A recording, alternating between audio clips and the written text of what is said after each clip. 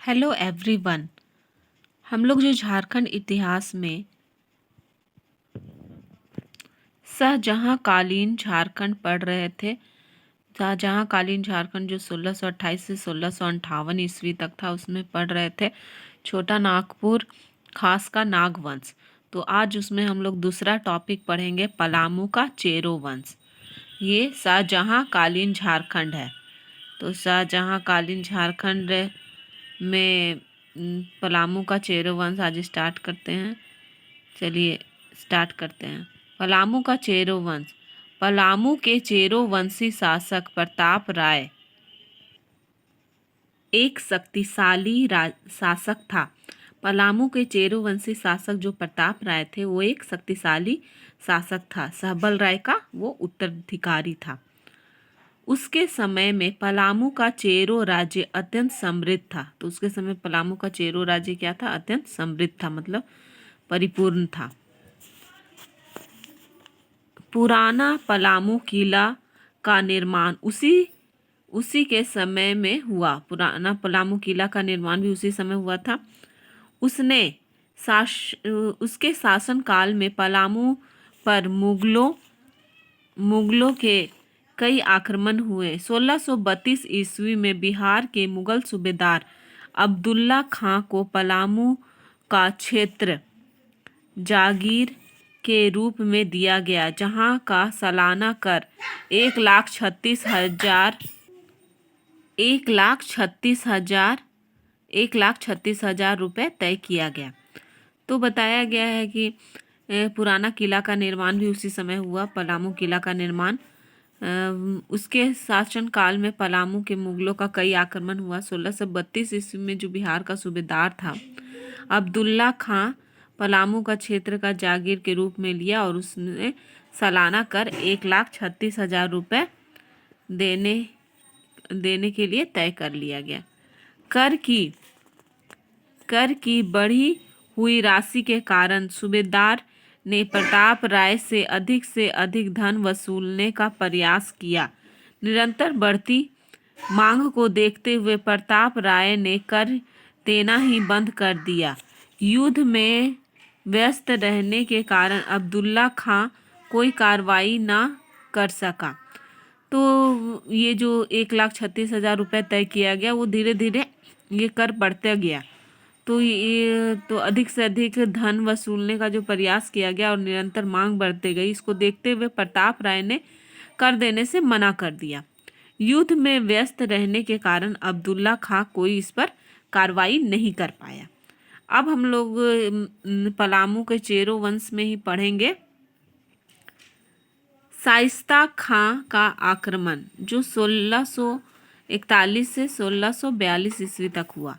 मुगल बादशाह शाहजहां ने शाइस्ता खां को बिहार का नया सूबेदार नियुक्त किया और उसे पलामू पर अधिकार करने का आदेश दिया। तो मुगल बादशाह शाहजहां क्या करता है? शाइस्ता खां को बिहार का नया सूबेदार नियुक्त करता है और उस पर उसे पलामू का अधिकार देने का आदेश देता है। शाइस्ता खां दल बल के साथ 12 अक्टूबर 1641 ईस्वी को पलामू के लिए कूच किया। तो शाइस्ता खां क्या करता है? शाइस्ता खां दल बल के साथ 12 अक्टूबर 1641 ईस्वी को पलामू के लिए कूच करता है, मतलब पलामू के में लड़ाई करने के लिए आ जाता है। जब मार काट मचती हुई मुगल सेना पलामू किला के एकदम नजदीक पहुंच गई, तो प्रताप राय ने संधि करना ही बेहतर समझा। तो जब मारकाट मचता है तो पलामू किला के एकदम नज़दीक पहुंच जाता है शाइस्ता खां, तो प्रताप राय सोचता है कि उनसे संधि करना ही सही है। प्रताप राय ने 80,000 रुपये देने तथा पटना में हाजिरी लगाने की बात स्वीकार की। तो वो बोलता है कि हम 80,000 कर के रूप में देंगे और पटना में हाजिरी लगाएंगे, मतलब वहाँ पे जाएंगे। प्रस्तावित रकम मिल जाने पर शाइस्ता खां 12 फरवरी 1642 ईस्वी को पटना लौट गया। तो जो उतना वो सोचा था उतना रकम उसको मिल जाता है शाइस्ता खां को। तो 12 फरवरी 1642 ईस्वी को वो पटना लौट जाता है। अब हम लोग पढ़ेंगे जबरदस्त खां का आक्रमण जो 1643 ईस्वी में हुआ था। ये भी पलामू के चेरो वंश के समय ही हुआ था 1643 ईस्वी में। मुगल बादशाह जबरदस्त खां का आक्रमण। मुगल बादशाह शाहजहां ने 1643 ईस्वी में इतिका खां को बिहार का मुगल सूबेदार नियुक्त किया।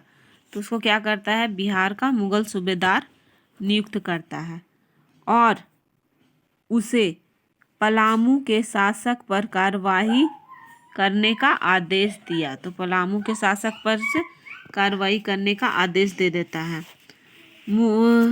क्योंकि पलामू के शासक प्रताप राय ने पिछले वर्षों का सालाना कर नहीं दिया था। तो पलामू का जो शासक था प्रताप राय वो पिछले साल का कर नहीं देता है और पलामू में सत्ता संघर्ष छिड़ा देख मुगल सूबेदार इतिकाद खां ने जबरदस्त खां को पलामू पर आक्रमण करने के लिए भेजा। तो उसको पलामू पर आक्रमण करने के लिए भेज देता है।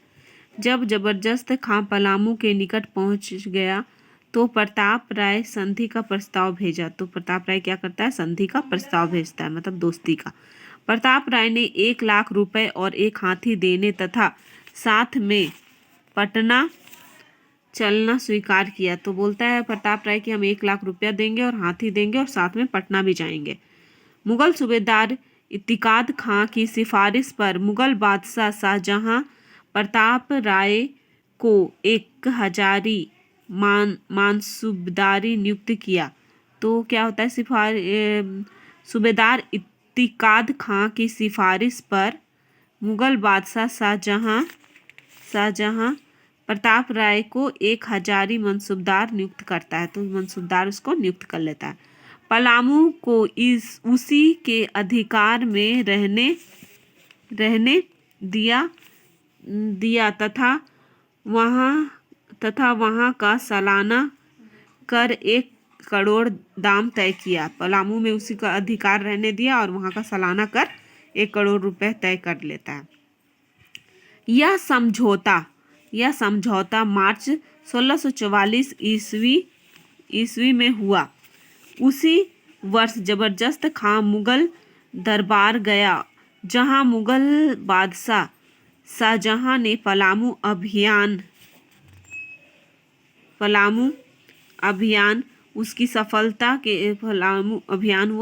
उसकी सफलता के फलस्वरूप उसे 2000 मनसूबदारी नियुक्त किया गया। तो जबरदस्त खां मुगल दरबार गया जहाँ पे उसे मुगल बादशाह शाहजहां ने पलामू अभियान का सफलता के फलस्वरूप उसे 2000 मनसूबदारी नियुक्त कर देता है। तो मनसूबदारी उसे नियुक्त कर देता है क्योंकि वो सफल होके आता है। शाहजहां के पुत्रों उत्तराधिकारी की लड़ाई शुरू होने के ठीक पहले, तो शाहजहां का जो पुत्र था उसमें उत्तराधिकारी की उसके बाद कौन राजा बनेगा उसके लड़ाई शुरू होने से ठीक पहले प्रताप राय की मृत्यु हो गई। तो उससे पहले ही प्रताप राय की मृत्यु हो जाती है।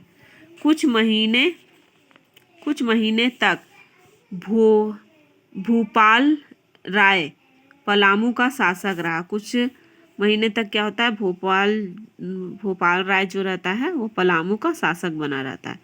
उसके बाद मेदिनी राय पलामू का शासक बनता है। तो उसके बाद मेदिनी राय पलामू का शासक बनता है। तो मेदिनी राय बहुत ही इम्पोर्टेंट है जो पलामू का राजा था। तो ये था पलामू का चेरो वंश।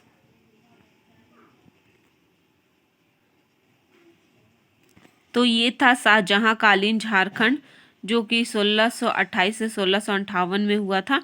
इसमें आज हम लोग पलामू का चेरो वंश पढ़े जिसमें शाइस्ता खां का आक्रमण पढ़े, जबरदस्त खां का आक्रमण पढ़े। अब अगला टॉपिक हम लोग नेक्स्ट वीडियो में पढ़ेंगे जिसमें सिंहभूम का सिंह वंश पढ़ेंगे। तो तब तक के लिए थैंक यू, बाय बाय।